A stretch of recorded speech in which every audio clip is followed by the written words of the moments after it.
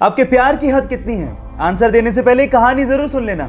ये बात 1970 की, जब स्वीडन से एक टूरिस्ट से एक इंडियन आर्टिस्ट को पहली नजर में प्यार हो गया। उसके बाद वो एक दूसरे को डेट करने लगे और फिर शादी हो गई। लेकिन कुछ कारणों की वजह से उस लड़की को वापस अपने देश लौटना पड़ा। लेकिन उस लड़के ने कहा था कि हम लोग एक दिन फिर से मिलेंगे।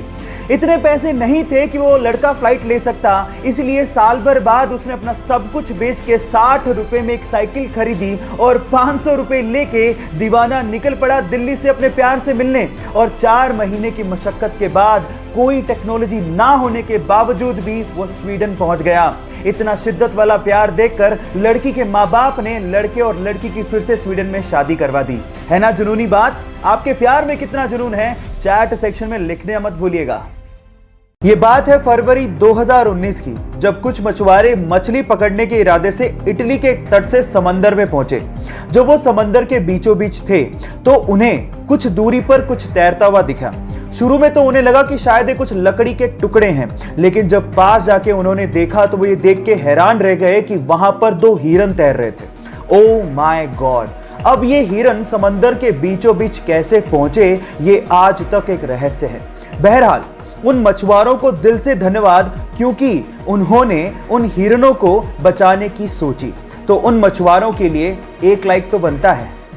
एक बार एक विदेशी यात्री भारत घूमने आया और टैक्सी करके पास के एक होटल पहुंचा। जैसे ही वो होटल में चेक इन कर रहा था, उसे पता लगा कि उसका पर्स टैक्सी में रह गया। उसने होटल वालों को कहा कि प्लीज आप टैक्सी वाले से कांटेक्ट करिए, लेकिन उन्होंने कहा कि हमारे पास टैक्सी वालों के कांटेक्ट नंबर नहीं है। उसने भी बहुत कोशिश करी, लेकिन टैक्सी वाले का कहीं पता ही नहीं लगा। वो पूरी तरह से घबरा गया था, क्योंकि उसका क्रेडिट कार्ड, उसका आइडेंटिटी कार्ड सब पर्स के अंदर थे। लेकिन 2 घंटे बाद वो टैक्सी वाला आया और उसने उस विदेशी यात्री को उसका पर्स थमा दिया। विदेशी यात्री ने खुश होकर उसे $70 देने की कोशिश करी, लेकिन उसके बाद जो टैक्सी वाले ने जवाब दिया वो आप लोगों को सुनना चाहिए। टैक्सी वाले ने कहा कि इस रिवॉर्ड के लिए मैंने आपको आपका पर्स वापस नहीं किया है। मैंने आपको आपका पर्स इसलिए वापस किया है क्योंकि ये आपका है। अतिथि देवो भव की भावना को साकार करने वाले उस टैक्सी वाले को मेरा सलाम। जहां एक और कोरोना वायरस पूरी दुनिया के 32 से ज्यादा देशों में अपने पैर पसार चुका है, वहीं पूरी दुनिया के शीर्ष नेताओं से लेके शाही परिवार तक हमारी भारतीय संस्कृति को फॉलो कर रहे हैं। वो हैंडशेक की बजाय नमस्ते कर रहे हैं। पूरी दुनिया में भारतीय संस्कृति की तारीफ हो रही है।